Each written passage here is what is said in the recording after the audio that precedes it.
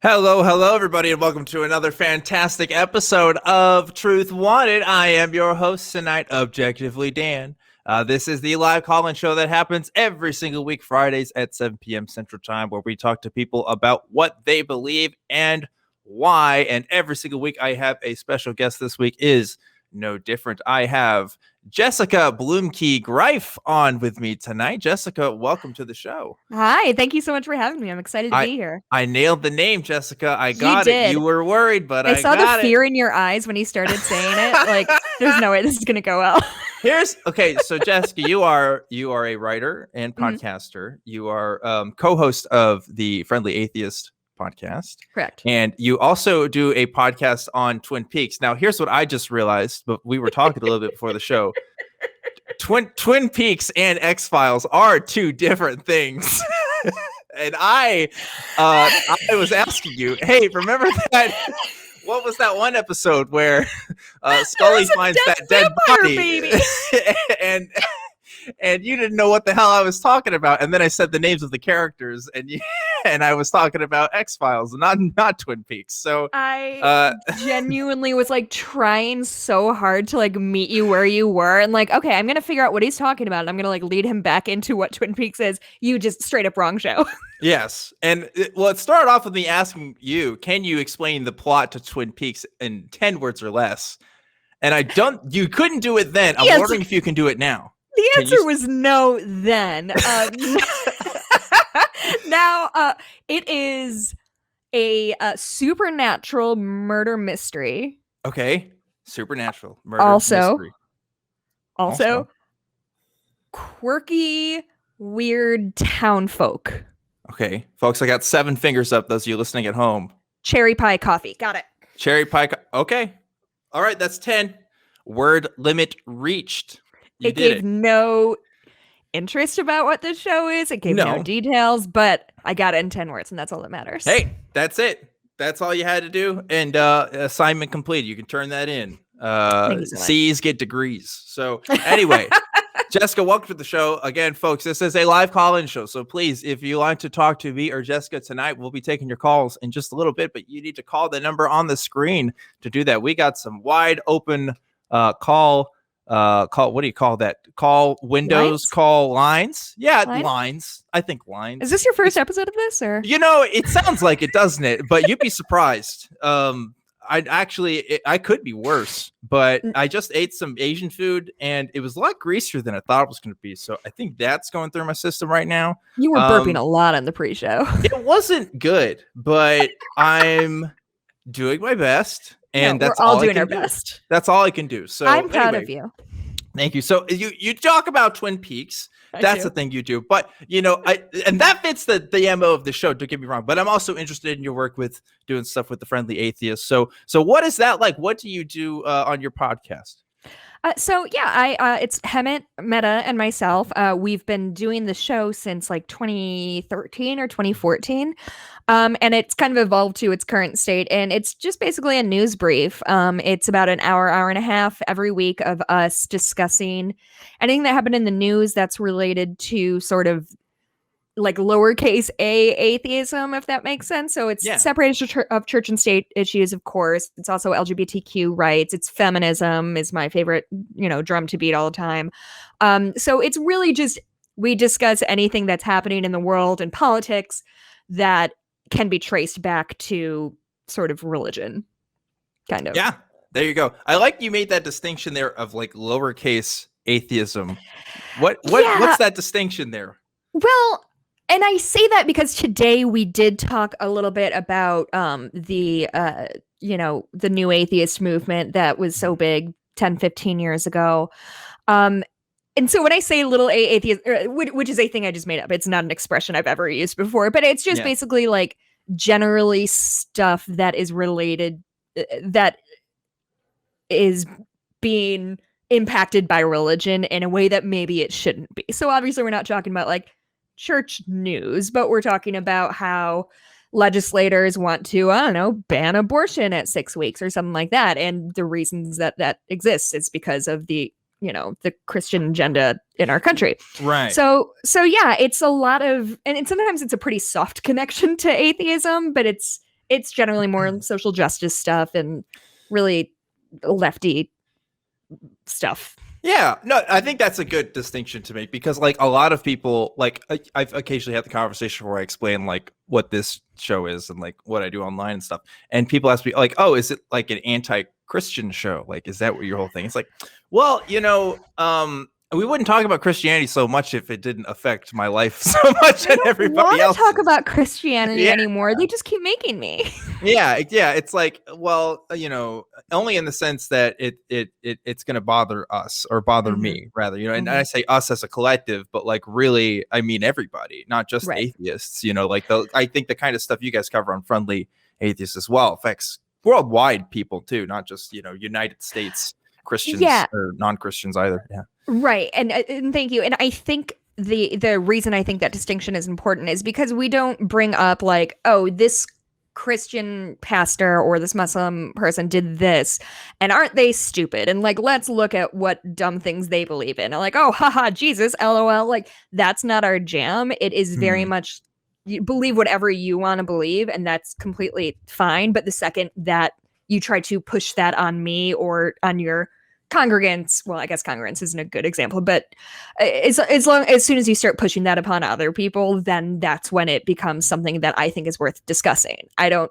care what specific traditions certain people have, like even if they're definitely not feminist or anything like that, that's your choice. But as soon as you start making laws based upon that kind of anti-woke bullshit, then have we hit 2 minutes? Well, 7 minutes in now, but we're getting there. We're good. Okay.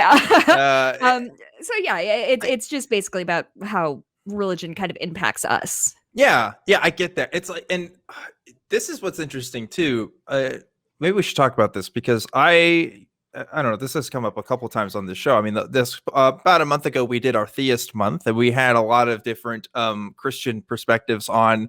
And one of the most consistent things I kept seeing from people was, oh, but these people aren't real Christians, because they were mostly pretty progressive folks that were on here.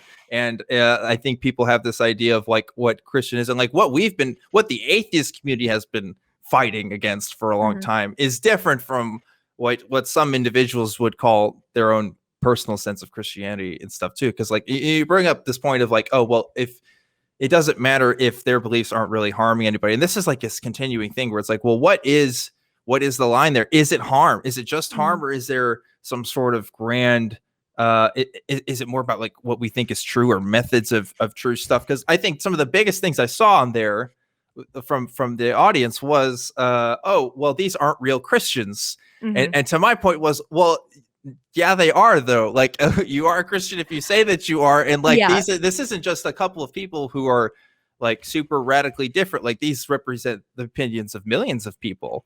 So at one point, what do you even call Christianity? Like if Christianity changes so much over these past couple of years, I wonder what we're even fighting against in like the next 10 years, right? Because it's not just Christianity, it's something else, right? Yeah, like, I think the last 5 years has shown us that while the religious right is dangerous, it tends to be dangerous not because they are religious, but because they are on the right and therefore want to withhold certain privileges from other people for themselves. So I think that's an interesting question, because I would argue you still have, the Catholic Church has a lot of influence over a lot of things, but and people do purport to say I am anti-abortion because my religion teaches me X. But I feel like there are Christians across the board who have as many different points of view as anybody could. Right. And so I think it's more conservatism that is to me, the problem versus just Christianity. Yeah, just the religion itself. You think there's it's almost like an ideological sort of centerpiece in there that becomes more of a problem than like some of the, I don't know. It's hard to describe, because like Christianity has represented so many things at so many different times. So how could we possibly say, well, I'm against Christianity? Like, what does that even mean? It out doesn't of mean context, anything. that doesn't mean anything. So it's like I guess I am more against kind of this kind of conservative ideology, this ideology that I don't think vibes with the people today, that I think that we can move past and make better on. So like Right. is that what I'm against at the end of the day? But why? But there is a tie there to religion too. I don't know. We're going to where places I didn't expect to go in the first 10 minutes.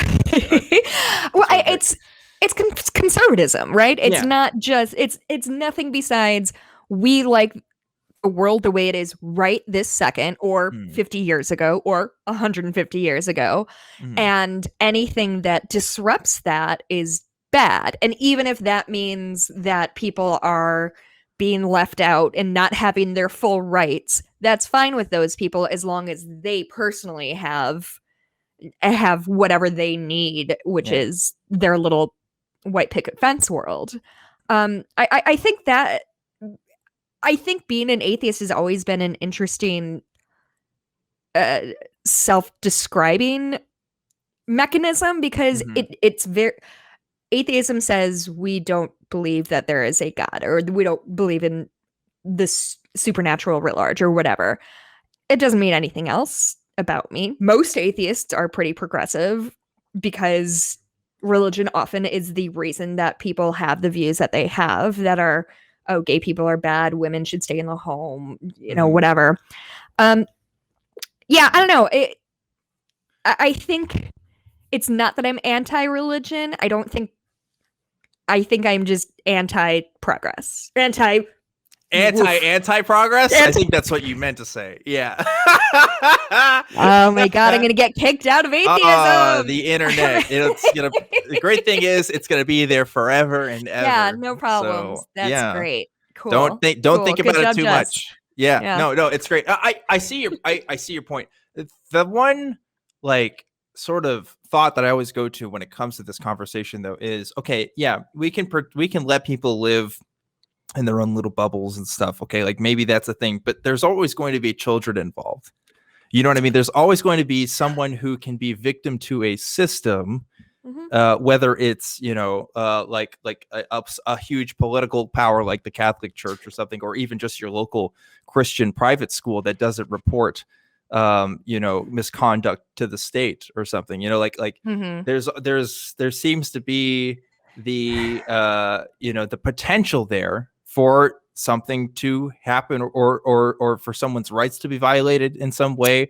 Like, you know what I'm saying? Like, I do. That's actually a really interesting point. I would say that, and this is not defending religion, it is not defending the Catholic Church, but I would say that anytime you put an adult in charge of young people with no oversight, you're going to run into those kinds of problems, because as long as there are adults in power, there will be adults who take advantage of their power. That's true.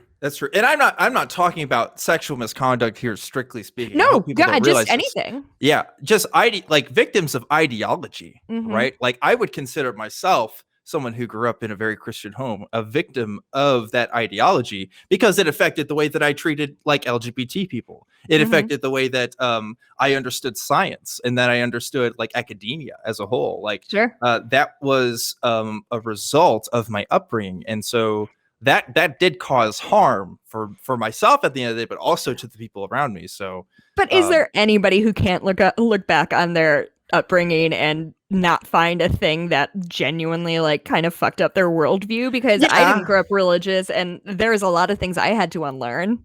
Yeah. So I guess there is a common denominator here, and maybe that is just conservatism in some sense or another, That's genuinely how I feel. Like, I do not understand the sort of the obsession with controlling other people and making it seems so counterintuitive and so opposite of what they say they want. We want small government so people can do whatever they want, and with the same breath also put in draconian abortion bans. And in my point of view, people who are liberal, people who are more progressive, have a much more live and let live outlook on life, which seems to me that would be what conservatives are looking for. Live your life, I'll live mine. We'll all just kind of do our own little thing.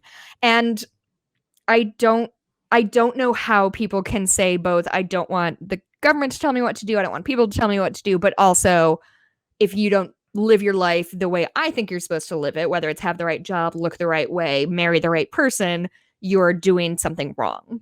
Yeah. Because you know, when we talk about legislation over other people's lives too, that's what gets me. Because I hope that 50 years from now, 100 years from now, if there even is a human civilization that can look back on what I'm doing, like I hope that they can look at me and say, like, yeah, Dan was okay for the time he was living in, but he wasn't woke like we are today. You know what I mean? Like, I hope there's still more that we can learn about ourselves. It's so funny. I was just having a conversation with somebody about like what is the thing that we do now that we still think we're being as progressive as we can, but we're not. My guess for the next sort of step in like, wait, why we've been doing this the whole time?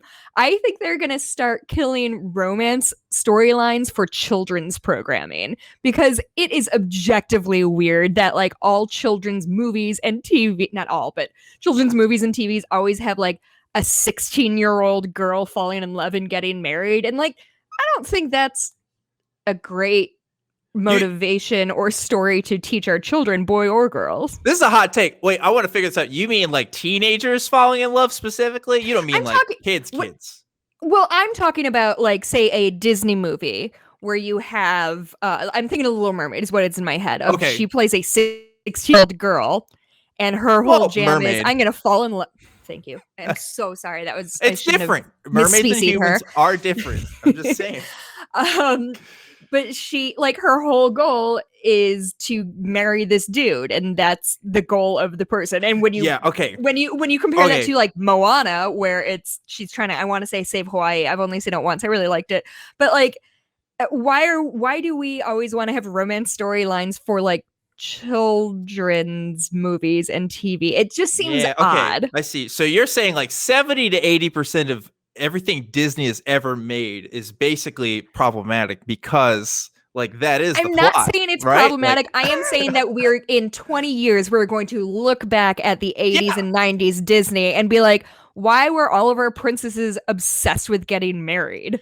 And why did we think that was an okay lesson to teach our children? Do I think it was horribly damaging? No. Do I think that it sort of fucks you up if you are taught your entire life that the purpose of growing up and finding yourself is to get married? Yeah. That's not a great lesson, because not everybody wants to get married or does get married, and that's fine. Yeah, and it also goes back to like, you know, gender roles and stuff, expectations for how things are supposed to happen and those things. Yeah, I definitely see that. Yeah, it is interesting because you wouldn't think like really little kids would be interested in that stuff. But I guess, I mean, those movies sell all the time. So I don't know, you know, what do I know? I don't work in marketing for Disney. I'm sure they got all kinds of crazy stats on what psychoanalysis on 6-year-olds. And they don't need our advice.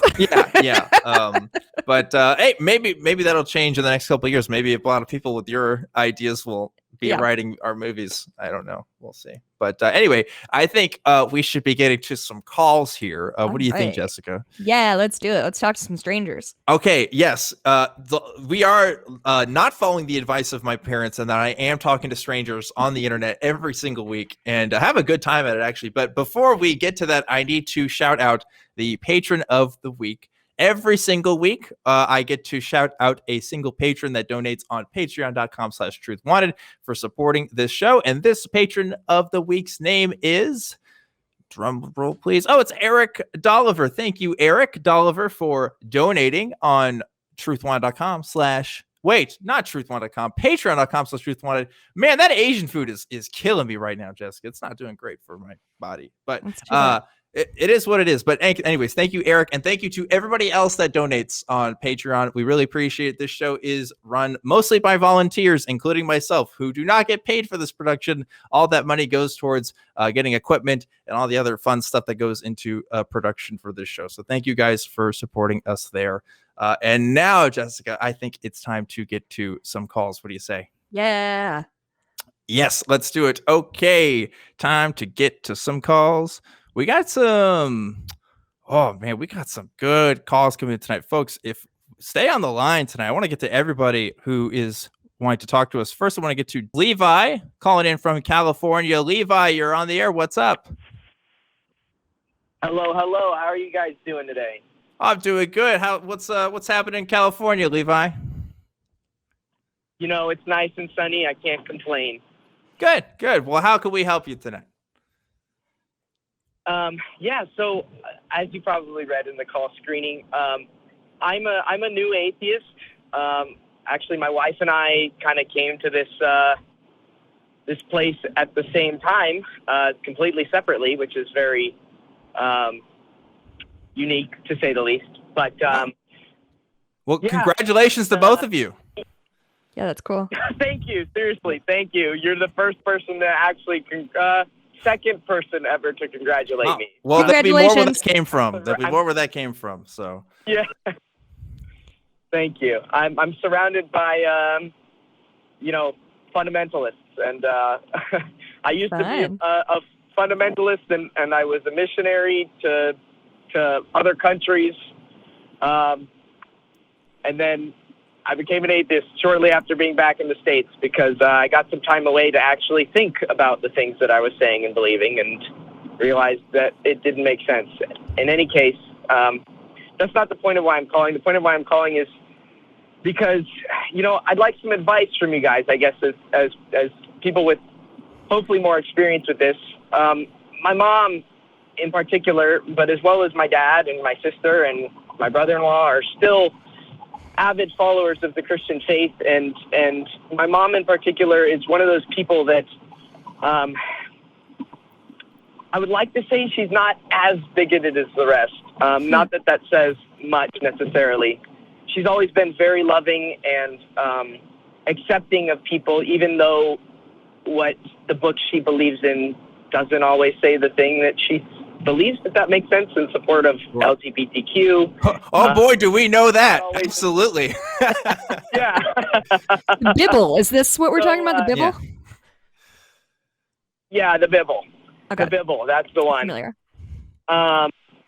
And so even though she's, not actively supportive of legislation in that way, if she was to meet you on the street and say, my parents kicked me out because they're Christians, she would be more than willing to take you in and treat you as her own child if you were, let's say, a member of the LGBTQ community plus community. And so, anyways, all that to say, a lot of that comes from a place of she feels like God is real, and she tends to come from this place of it seems like she doesn't really care what the truth is, if that makes sense. And I know you guys were talking about being in this bubble just a little bit ago, and I think that kind of applies where she just is in this echo chamber. And even when as I've begun to kind of talk to her as calmly as possible, which for me has been actually eye-opening with how calm I can stay in these conversations and not get worked up, even though she says things that infuriate me, to be honest. But yeah, I'm looking for some advice of like, how do I know I can't change what she cares about, but how do I go? How do you talk to her about it? How do I talk to her? How do I help her want to care about truth? And I want to encourage her to explore it without just telling her, hey, you need to care about truth, or hey, you need to stop just reading the things that agree with you. I don't want to say those things, but I also want to share in a way that communicates that I feel she should be actually caring about the truth, regardless of where it takes her. Yeah. So what do you guys Levi, have to say about that? I'll let you guys talk. Here's what I'm hearing, Levi. I'm hearing myself like about 5 years ago now, and you right now. I think there's a reason why there was a stereotype. I guess it's still there, but it used to be prominent on the internet about atheists, that like atheists just love talking about atheism. And I think that's true for someone who just became an atheist. I think people who just become atheists really love talking about it because it feels like there's a veil that's been lifted from your eyes. And it's like, wow, I want everybody to see this truth. Like, I think that's a really common thing that a lot of people can relate to. I say, first of all, don't lose that fire. That's a good thing to have. It will be tempered, but it's good that you're feeling that way because you're motivated to do something, and that motivation can always be useful. But that being said, Levi, I think you would be the first to admit that the thing you went on was a journey, my friend, just like a lot of us, and that journey takes time to figure that stuff out. Like you lived a whole life as a Christian. I'm presuming you grew up Christian. If you're going in that missionary world, most folks are. So like if you grew up in that and for you to deconstruct that, I know took time. I know you didn't do it in just a night because for most of us, that's just the reality of it. So you just have to show that same level of patience for every single person you talk to about this because they need time too. If you're willing to give yourself time to figure this out, then you need to give them time to figure it out. So the first thing I would suggest is be patient when you're having these conversations as best as you can. And if you can't feel patient, then I would say hold off a little bit. Because if you can't feel patient and stuff, then you get to the other atheist stereotype, which is just people being mad on the internet all the time, and there's a time and a place for that, but maybe not at the family dinner table at every night. You know what I mean? Like there's rapport building. There's a relationship that you have to deconstruct there because it's more than just, well, I want you to see the truth is, if it's your mom, it's, hey, I'm your son. And you and I both have had this relationship to this thing that you both got to untangle. So you got to understand it. It's more than just a deconstruction of an ideology. It's also a personal relationship that you have to work with there. So just keep that in mind when you're talking about it. But the next thing I'll say, and then I want to let Jessica chime in on this, is like your idea of truth is also still changing and also still growing and also still learning. And so you also have to keep that in mind for them. For myself, even when I first became an atheist or started calling myself that, there were still a lot of things about myself and my personal beliefs and political beliefs and all kinds of stuff that had to come with it that didn't come in a day either. All of that had to come in time. It looks like all of us sometimes on these shows and stuff, we're all on the same page on things and we sound really smart, but it's because we had a lot of learning to do to figure this stuff out. And, again, it's just giving people that grace to figure it out too. So like what you may call truth today also might change in a week too. And give yourself some space for that and give her some space for that too. And if you can keep that space when you're having those conversations, most people can get a sense for that. If like, I know with people in my life who figured out like, whoa, what's Dan doing now? You used to be this Christian boy and now you're talking on the internet to strangers. Like I'm still me, like that person's still there, but like there are some things that have changed, and that is I've become more open-minded. I'd like to think I've become more, free to have these conversations. I don't know about you, Levi, but I'd be terrified I was terrified to talk about religion. Not terrified, but more so like in the kind of stuff that you and I might be interested in. That those weren't free having conversations at church all the time. Like we don't get into the deep theology. Sometimes it's just a nod and agree kind of session. So like, I don't know. There's a lot that goes into it. But yeah, you might want to, and I did too. But like that wasn't, churches aren't built for that. Churches are not built for deep theological discussions. Unfortunately, most churches aren't. That's not really their purpose. Yeah. So it's just time. Time is your friend. You have time. They're not going anywhere. They're not going to go to heaven or hell based on whether you convince them or not. Now they might vote differently in the next election. So maybe you got to look at that, but you got to, there's still some time there too, even. So anyway, that's my first take on this. Jessica, I want you to chime in on this too. Yeah. Levi, can I ask, what is your end goal? And I say that in a way of, is it important for you to deconvert your mom, or is it important for you to feel like you have the same set of values, or is it important that you can go to dinner and not scream at each other? Good question. I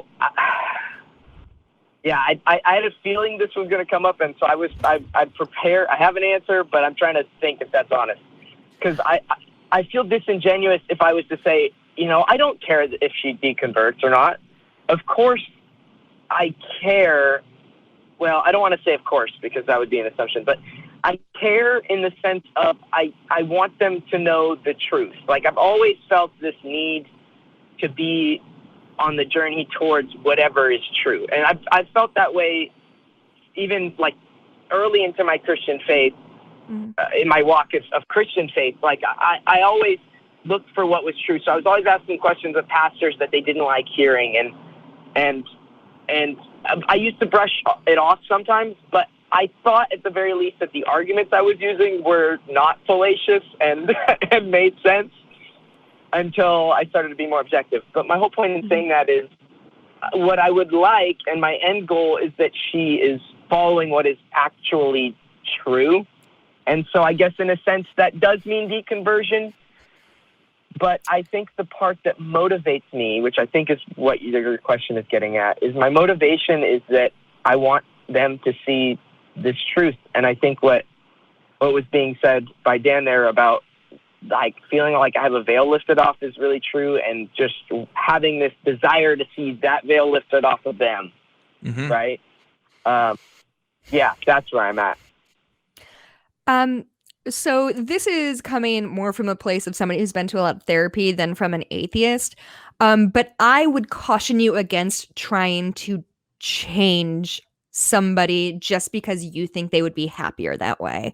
While I think what you are doing is noble and well-meaning, I'm always a little uneasy trying to say I want to change my partner's mind, my mom's mind, whomever. Yeah.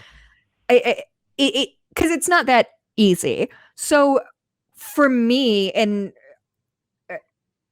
what is generally more important to me, and this is on me, not you, is not that people have the quote unquote truth, but more, are they approaching the world and people around me with kindness?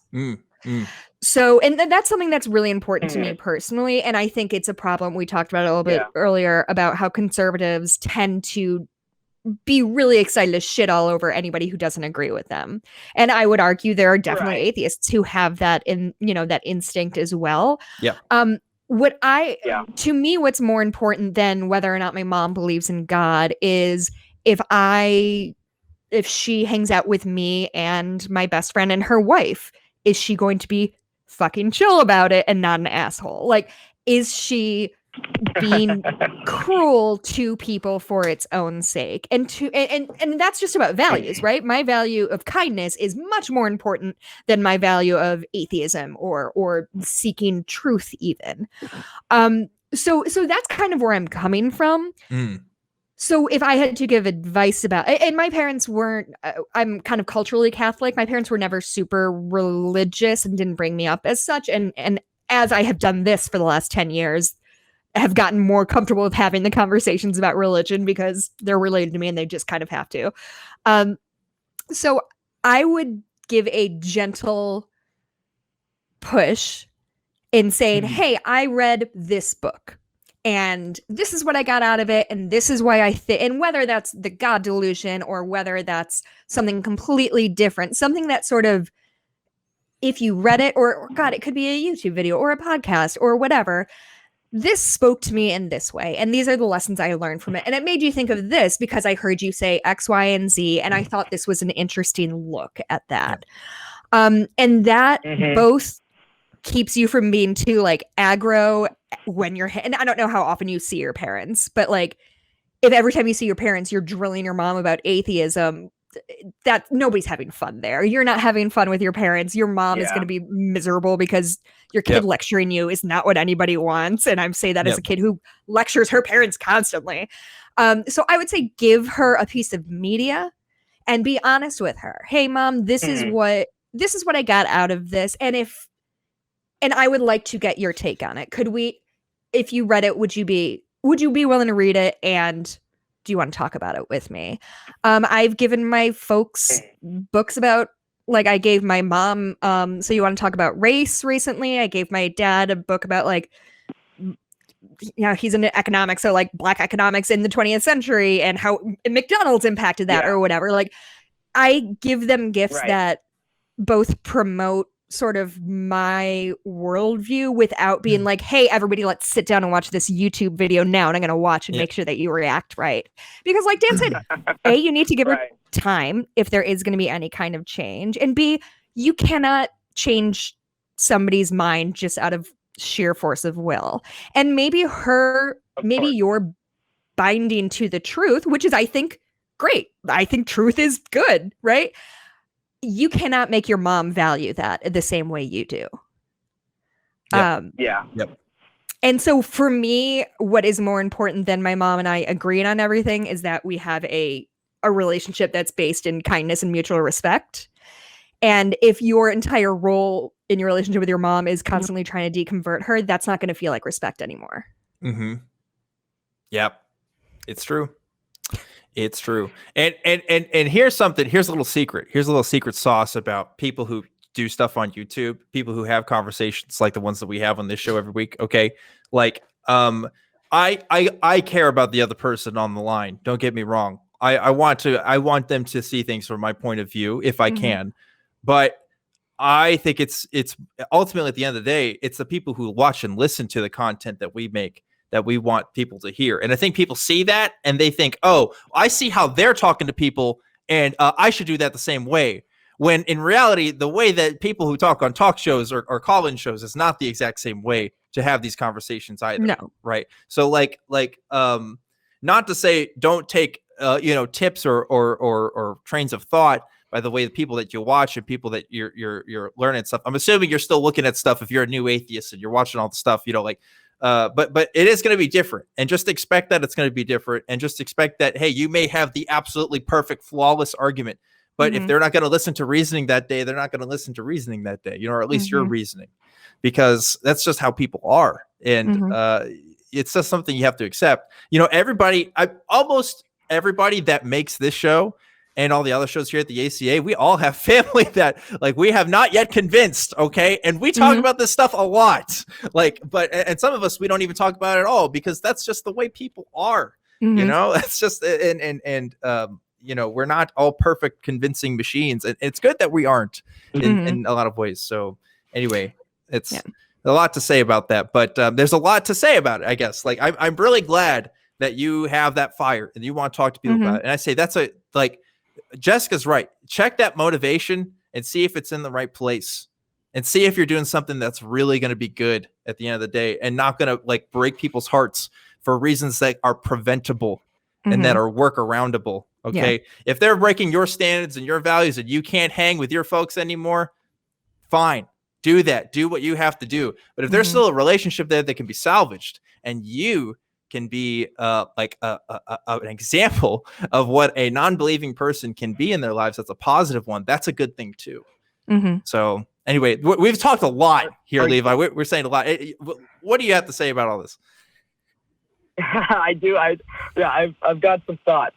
Okay. Are you telling me that I should be like a living testimony or something to atheism? Look, I mean, kind of. I got into? No. Look, I mean,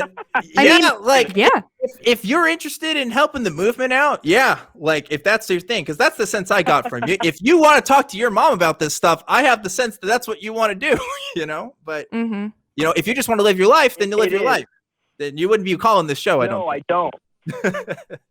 You're right. Exactly. Yeah.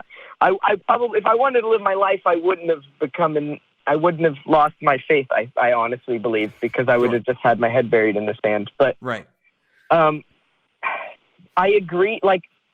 So I agree. And I totally am kind of, this is helping shift my perspective, about timing. And I was just talking to my wife about this, and she was like, because we came through this deconversion process for the most part in a 6-month period. Just for people that are new, I guess I'll say this. We've been ingesting Seth Andrews videos. That was kind of the place we started, because he uses these colloquial terms. He's not using anything as far as prepositional logic or, modus ponens. He's not going into the nitty gritty of any of that stuff. Yep. For my wife, she spent a lot of hours delving into his content, his podcasts, and they are just gold, in my opinion, in terms of helping people understand in terms that aren't even scientific, I guess is the way you'd say it. They're not academic, colloquial, you know? right? So yeah, they're not academic. And then I very quickly found Matt Dillahunty, and I'll tell you, I've had a terrible potty mouth my whole life, and my mom hates it, but it didn't bother me. So, you know, when I saw him ripping into someone, the truth of what he said rang to me much quicker than I think someone who is distracted by, for example, his language or the way he says things. Because I was taught Greek logic as in high school, but I was only told to use it for studying scripture and breaking down the New Testament and what Paul was trying to say. And so when I heard Matt for the first time start to tear these things apart using critical logic, I realized very quickly how wrong my logic was.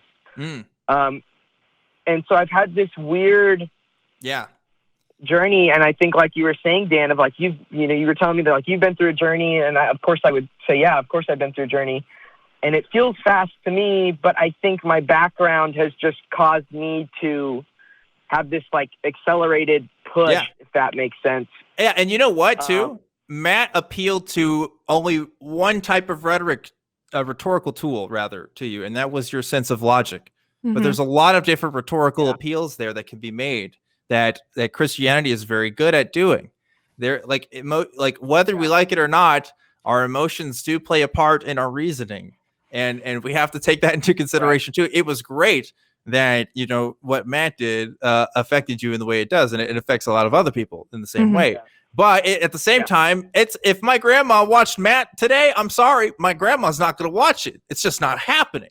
So you know, like if there's a reason why, again, it's why atheists kind of get the stereotype, because we get this sense of appeal at some point. But I think we're going to be way better at talking to people. If talking to people is our goal, then we have to understand there's a wide array of rhetorical strategies that we can use besides just pure logic and reasoning. We are not just pure logic and reasoning machines. I don't care how smart you think you are, you're not.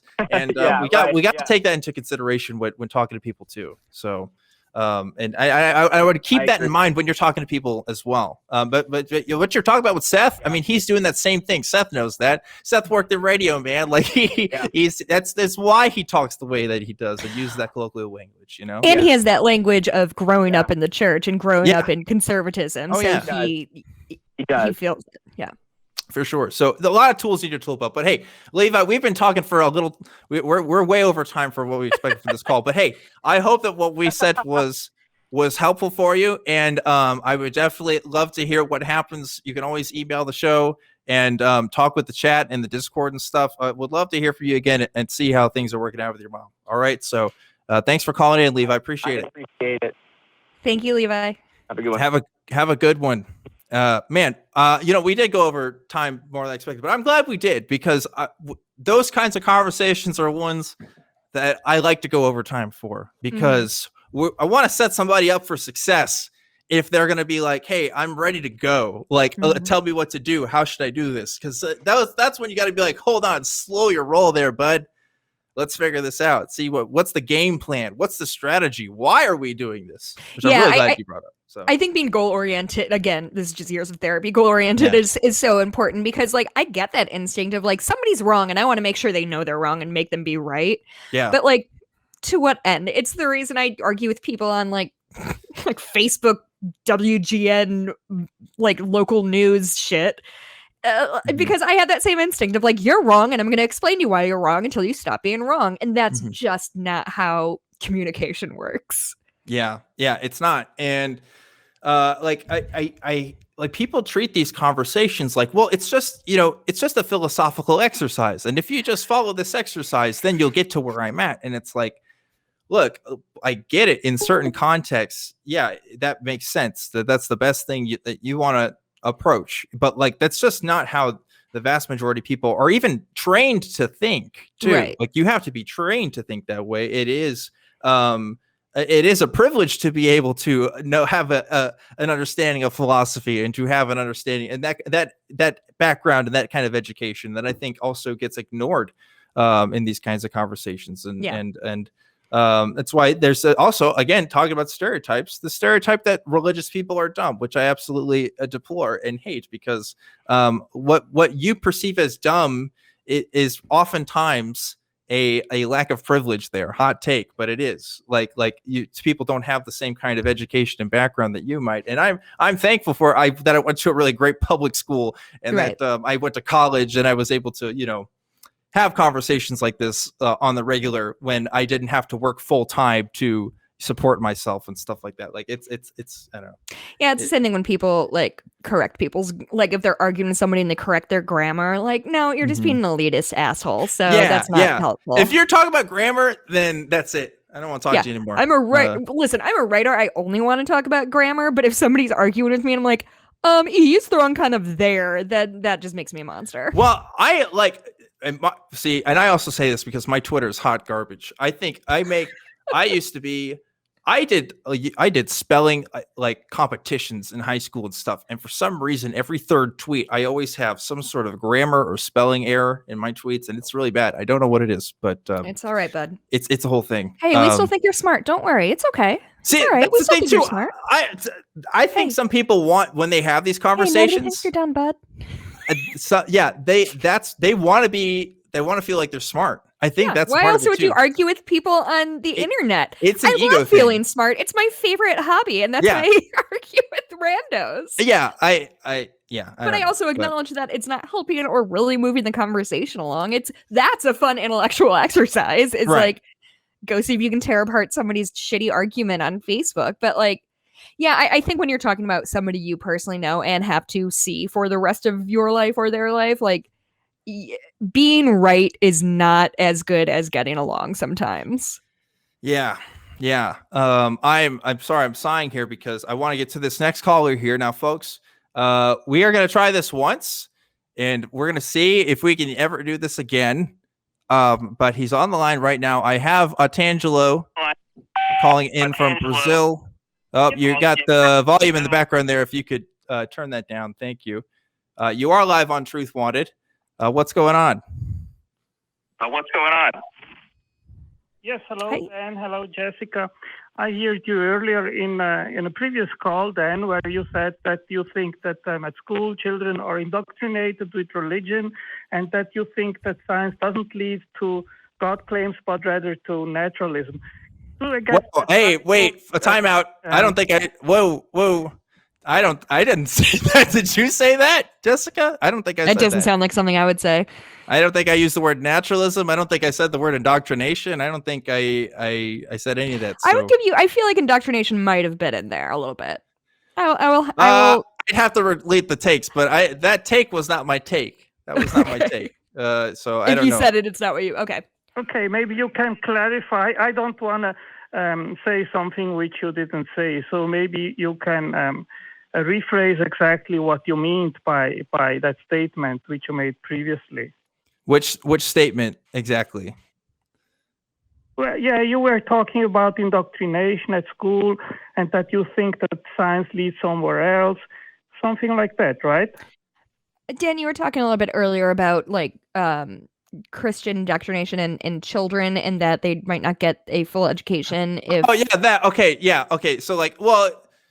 Yeah, in a Christian school or Christian context, there is an element there of a like, you get a pseudoscientific version of the world rather than a scientific one. Yeah, okay. There's elements of that. I guess you could call that indoctrination. I don't know if I use that word, but I make that argument for it. Sure.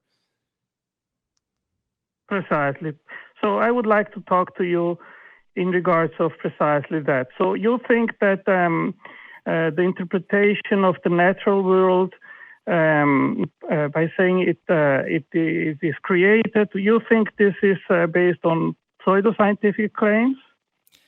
Yes, that the world was created in 6,000 years ago, and that evolution, isn't thing. Specific creationist talking points are definitely not scientific. Whether or not the world was created, I'm not even sure if you can examine that really in any meaningful scientific context, because I don't know what evidence in a scientific sense would look like that the world was created. But yeah, does that answer your question? Okay, so you would say that the natural physical world is better explained by natural non-intelligent means. Is that correct? Well, evolution versus intelligent design. Is that what you're getting after? Yeah, like our natural explanations. There is a true dichotomy here. Yeah, there is a true dichotomy here. Either God created the world or not, right? Sure. Well, yeah, I mean, there's other options as far as creation goes, but I guess in like a pure logic sense, he could have did or didn't, yeah. Okay, but, so you believe there is no God, right? Do I believe there is no God? Ooh, what a question. I do not have a God belief. I don't know of any gods that I recognize to be like that I could demonstrate to be true or real or demonstrable. So I don't have a belief, an active belief in any particular God, no, or anything that I recognize as a God. But that's also using a very specific understanding of the word God. There's like, people have different ideas of what that could mean. But that's why I prefer the atheist label on this one. I would go define in very basic terms like an intelligent, eternal, powerful creator, which is necessary and ultimate, and which instantiated the physical world, upon which the physical world is dependent. And either you believe such a God exists or not. Okay, so say for conversation, we believe no such God exists. Right. Okay. So if you don't believe that such God exists, you need to be able to provide better explanations of our existence rather to a creator, right? I don't think I do. No. No. Sorry, bud. Yeah. Not at all. You can't prove a negative. I mean, that's like literally the whole thing. Chat there. Well, if I see in the side chat there, it says that the ACA promotes positive atheism. Now, what is the colloquial meaning of positive atheism? It is actually the assertion that most likely there are no gods, right? Mm-hmm. Well, what we say, yeah, like we want to create a positive community. Like that's why the word positive's in there, of atheists. That's kind of the point. But this is kind of a side thing. I'm not sure. Are we still talking about the other thing, or are we talking about what the ACA does? Can you like ask us your question and then we can maybe... Well, I am asking because either you just hold a weak atheist belief, that is, you reject any God claims, or you hold the belief that actually there are no gods, and then, of course, you have the burden of proof, and you need to provide better explanations than creationism does in order to explain the existence of the physical. Otangelo, no, right? You need to provide better explanations for why pink unicorns, created the universe. I think pink unicorns created the universe. And if you have a better explanation, if you don't believe that, you need to have a better explanation than that. I mean, my translation says they're blue, but essentially the same. It's you see this kind of reasoning, like it doesn't work. Like you can't just say, well, this is the truth right here, and you need to provide a counterexample for why it's not true. Mm-hmm. You have to support the case for why your thing is true.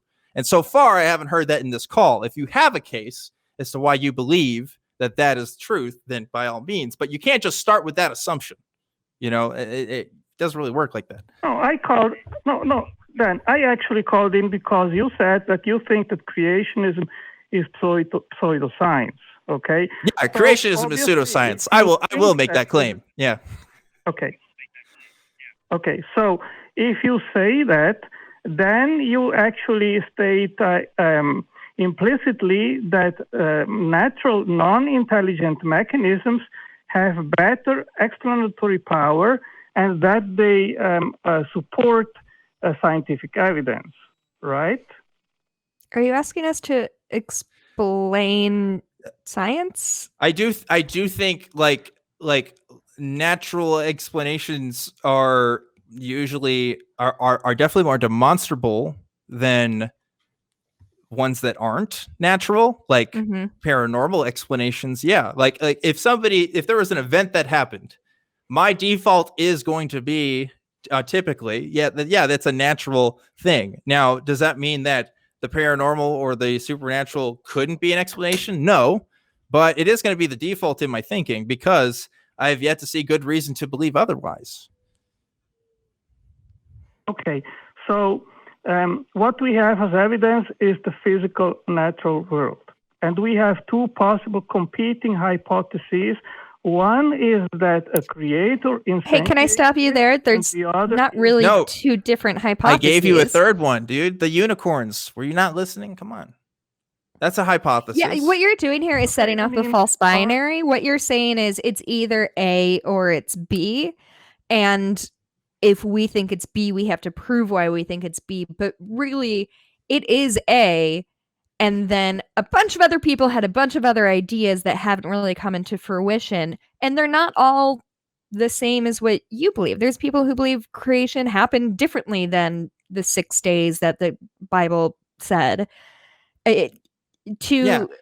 Christianity has never been the oldest story of creation. It isn't. There are hundreds and thousands of other stories that have come before the Christian explanation or the Jewish explanation, if you want to be technical, right? So for you to say, oh, this is the one, and you have to prove otherwise, well, hang on, your Christianity is late to the game in terms of like explanations. So why don't we talk about those other ones? You know? Yeah, I mean, what I posit is that there are two competing worldviews.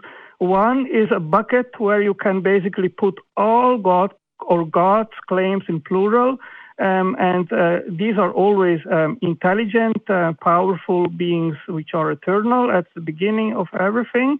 And in the other bucket, you remove gods, and there is simply no God. Yeah, well, that's your problem. You've divided the world into two buckets, and the world is not two buckets. I don't want you to keep going on this because we've already said this a couple times. Your thinking is wrong on this. There are other explanations that you have to explore, and to divide it up into those two categories is not sufficient. It's just not. Okay, would you disagree that this is a true dichotomy? Either there is a God, as I defined it, or in plural, or not?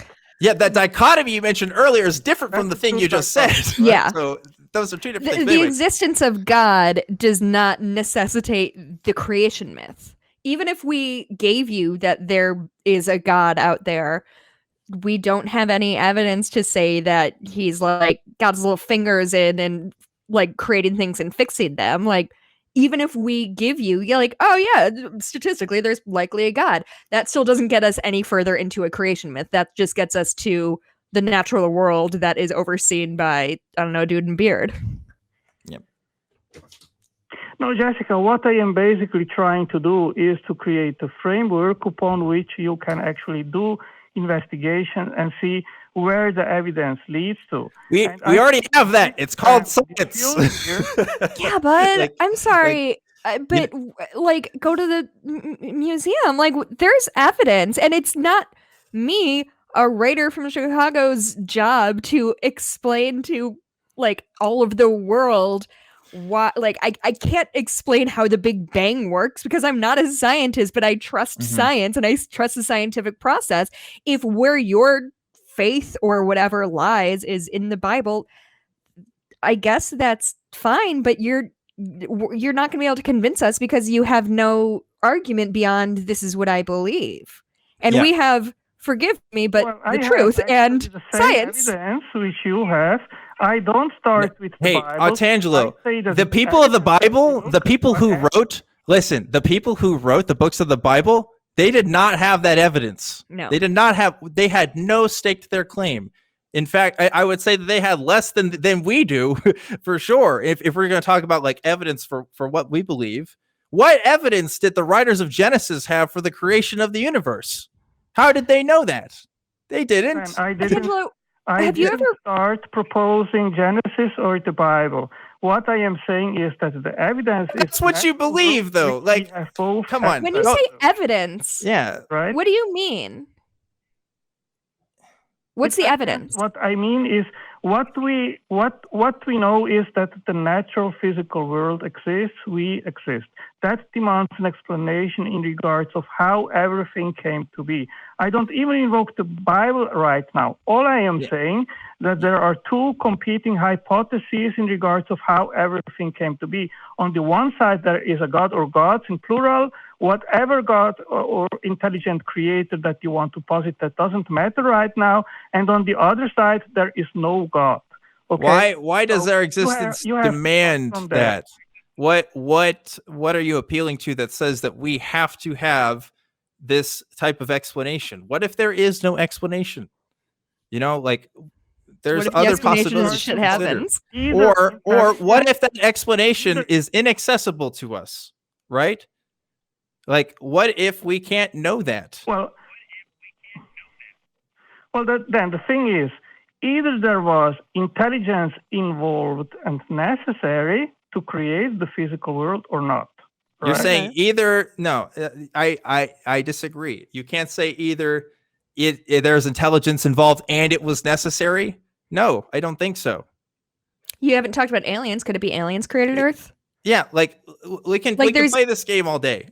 We can play this game all day. But there is this, I see this with other apologists as well, this sort of demand that is made that says, look, here is existence. You have to explain this. Mm-hmm. And if you don't have an explanation that completely encompasses everything, then you're wrong. Look, I have a God explanation, and my God explanation explains everything you're seeing. So therefore, my explanation is better because it has more, I don't know, explanatory power. I don't know what language they'd use there, but it's not actually something that explains anything. If you're saying that God invented everything, that doesn't explain anything. How did he make rocks or people? What process did he use? There's nothing to say about that.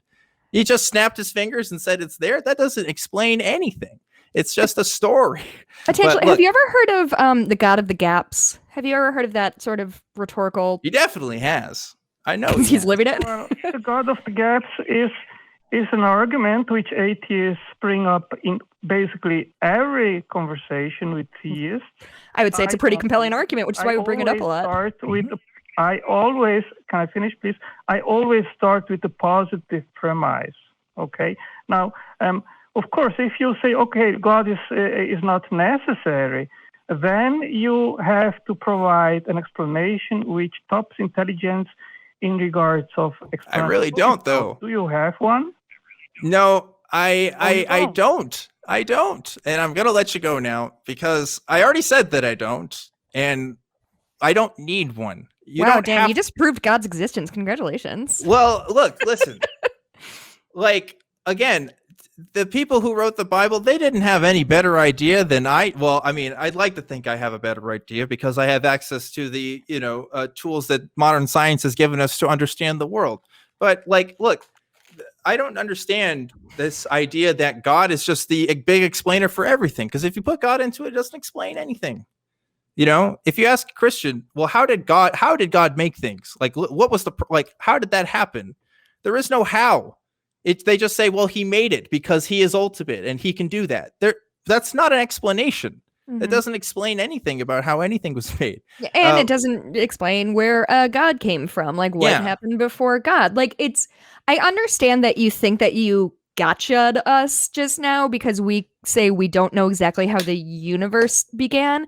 But I want you to understand that the fact that we are allowing ourselves to say we don't know and there is more for us to learn, and maybe instead of sitting on our laurels and kind of just accepting whatever somebody believed in 500 years ago must still be true, we're going to continue to progress and we're going to continue to learn. And unfortunately, if your entire payload of your faith is based on the fact that me and Dan can't tell you how the universe began, I don't know. Like, I'm not sure how that's especially affirming of your faith, nor how it's supposed to make us feel like we are talking out of our ass. Like, mm-hmm. I don't know. Listen, if I told you I didn't know how the coronavirus started, mm-hmm. does that mean the best explanation was God? No. And that's what tries the universe and everything else. Like that, you don't get to just say, oh, well, this is the best explanation because well, and if God was real, he could make it real. Like, that's not an explanation. Like, I don't know how my computer works, but that doesn't mean it's not knowable. It just means I don't know. Yeah, it's foolishness. It's foolishness. And anyway, that's our first Otangelo conversation here. So folks that watch other ACA programs, you may have seen him before call into it. So he just called in Truth Wanted for the first time. So hooray. Oh. That's great. I'm glad you got to be there for that, Jessica. Oh, it meant a lot to me. Thank you so much. Yeah.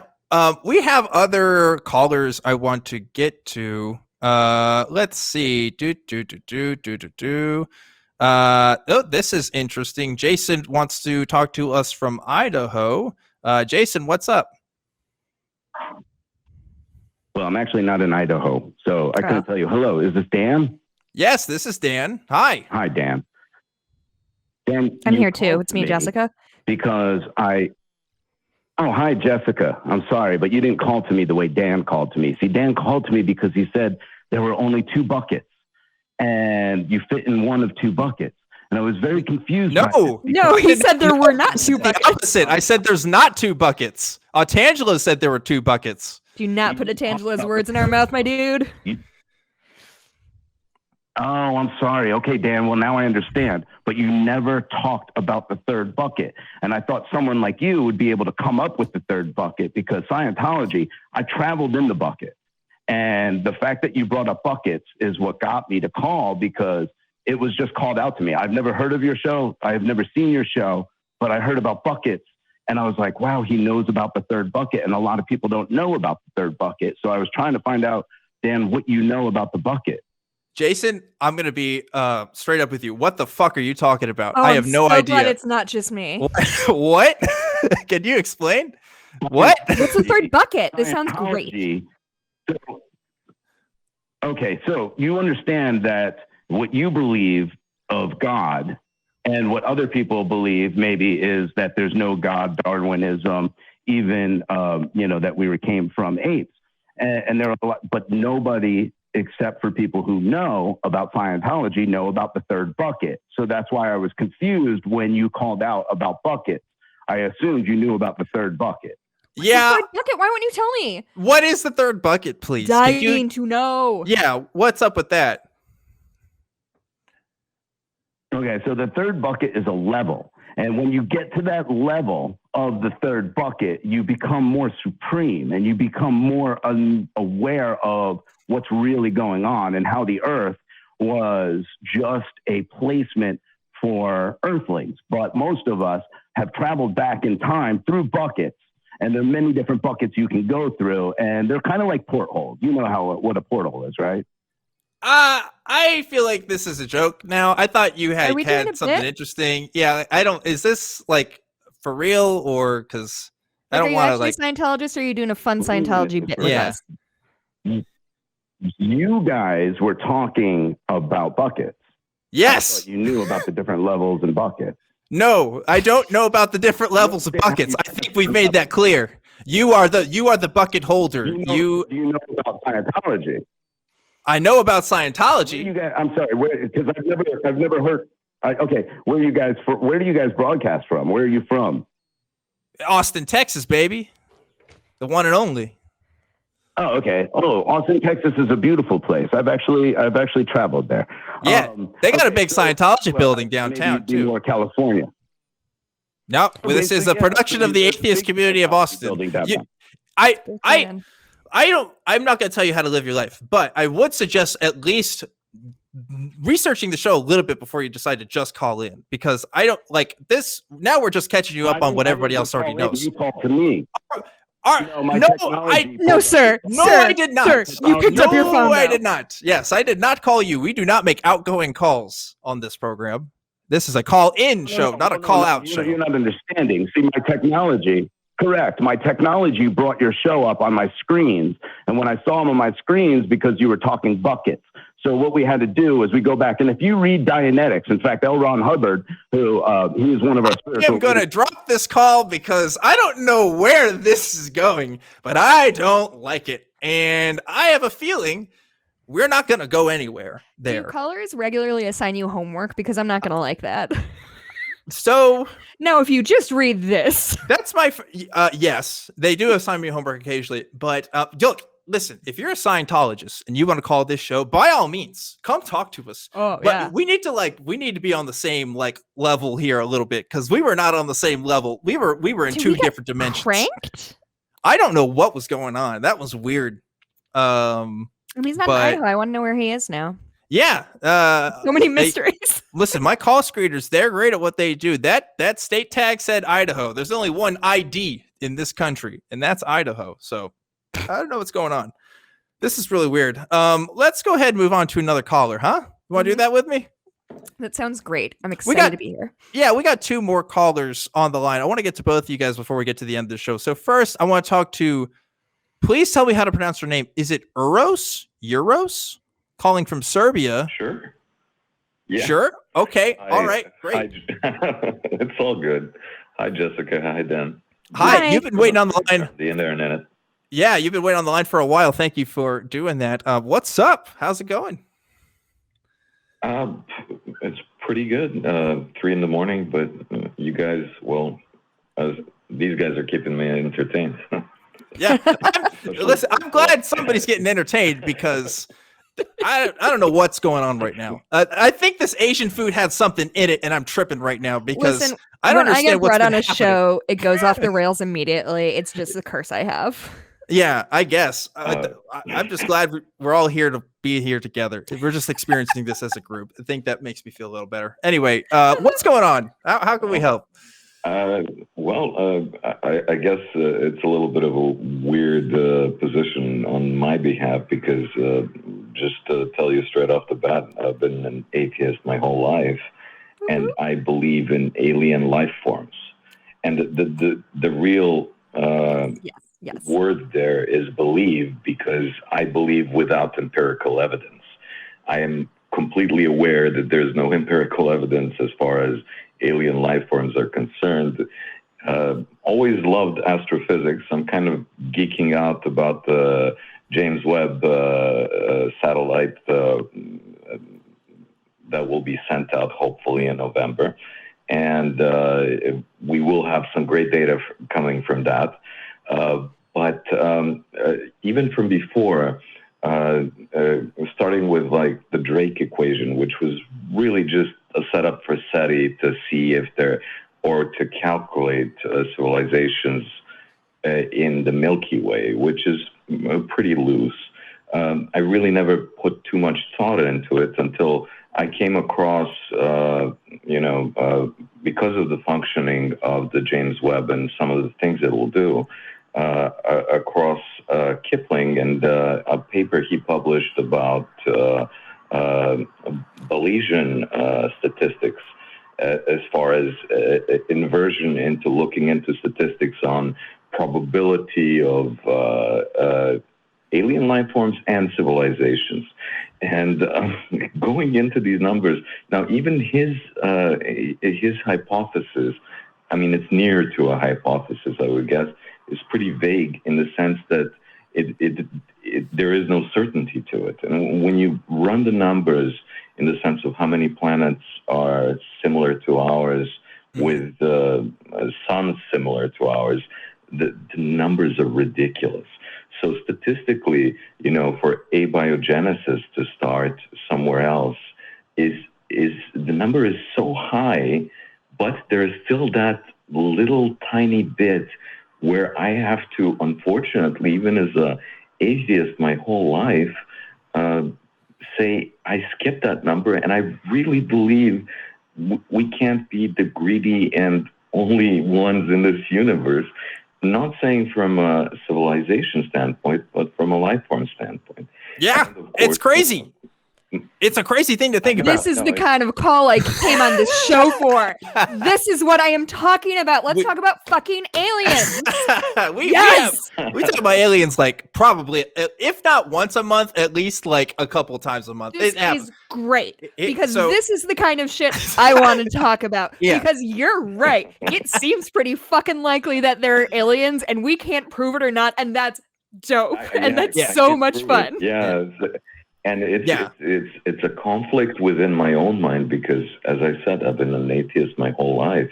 And all of a sudden, for most of the questions where I don't know the answer, I say, I don't know. Here, where the statistics are so overwhelming, I'm just kind of skipping that. And, it's pretty much breaking my head. But I'm convinced within 5 to 10 years, with the James telescope, we'll be able to find definite proof, at least of atmospheres that have been changed biologically. So at least to see the biological form of life. And I know we're in for some exciting times.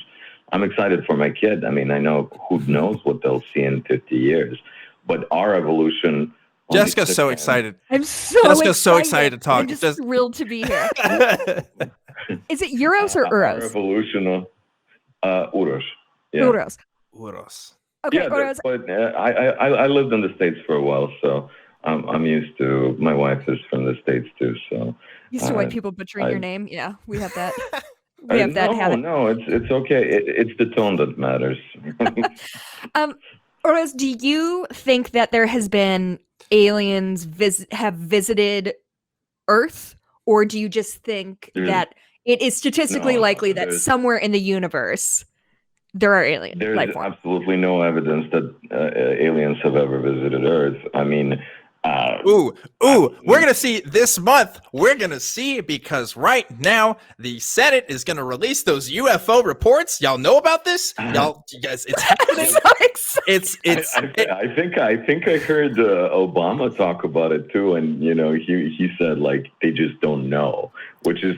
Maybe he's an atheist too, but UFOs real, 100% real.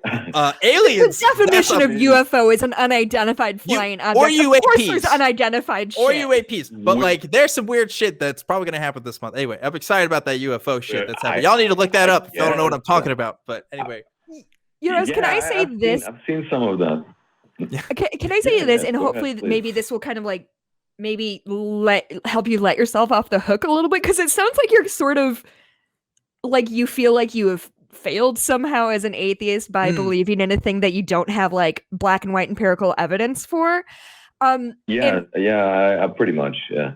So what I want to say to that is, being an atheist and being a skeptic, or however you self-identify, if you look for scientific evidence for things that exist in your world, you're doing the right thing. You're following the science.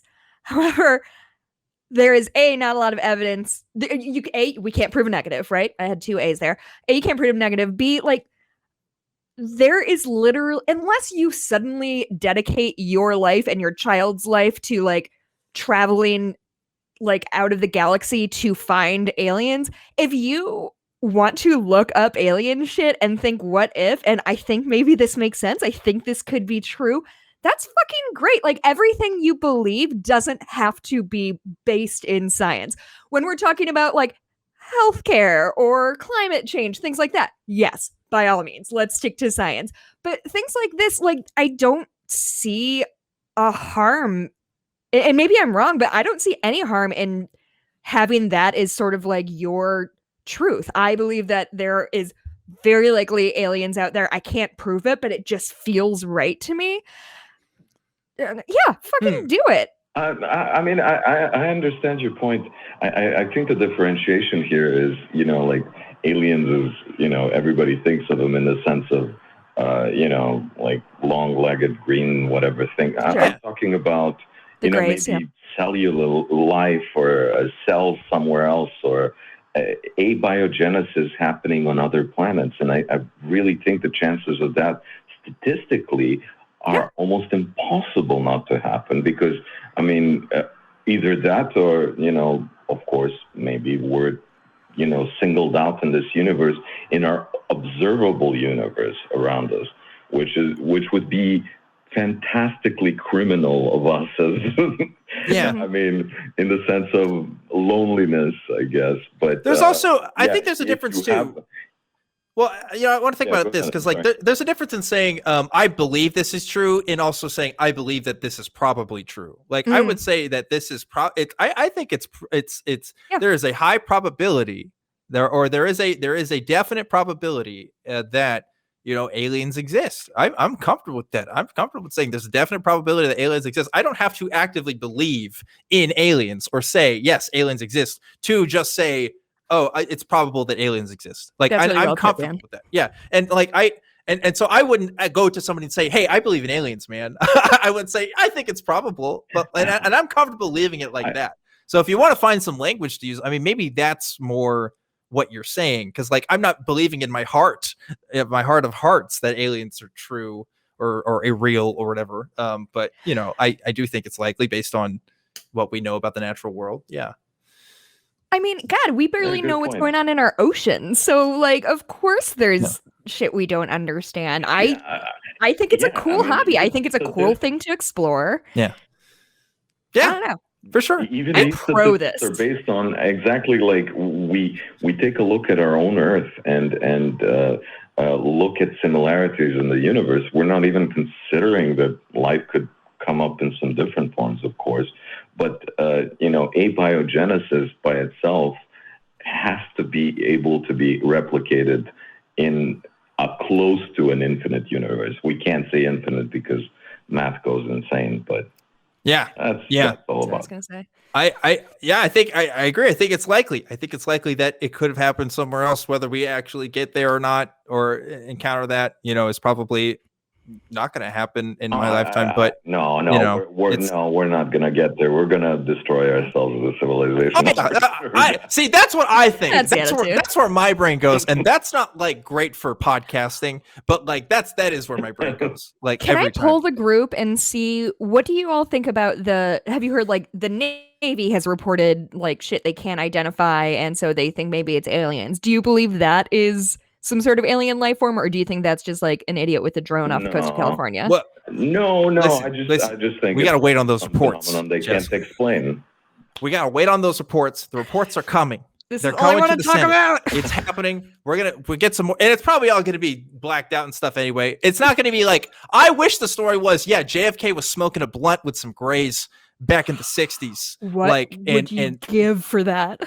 That would be awesome. That would be super sweet. But like I don't think that's what's gonna happen. I think it's gonna be like, we saw some shit on a plane and we don't know what the fuck it is. It's probably the Chinese or something. That's what JFK would have been drinking whiskey with them. With all the religious people in this world, if they come out and really put out like there's proof of alien life, I think there's going to be chaos in this world. Yeah, it's going to be incorporated. There's going to be T-shirts that say like, I don't know. There's gonna be like Christians that are wanting to do missionary work to Mars and stuff. Yeah, they're gonna want to convert them to Christianity too, because they're gonna say that they are part of God's creation or something, or they'll say they're Nephilim. They'll say they're Nephilim and they're part of the devil, or I don't know. That's a narrative too. Jessica just had this.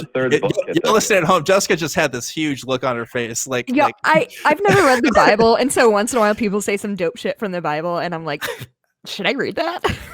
Probably. I don't know.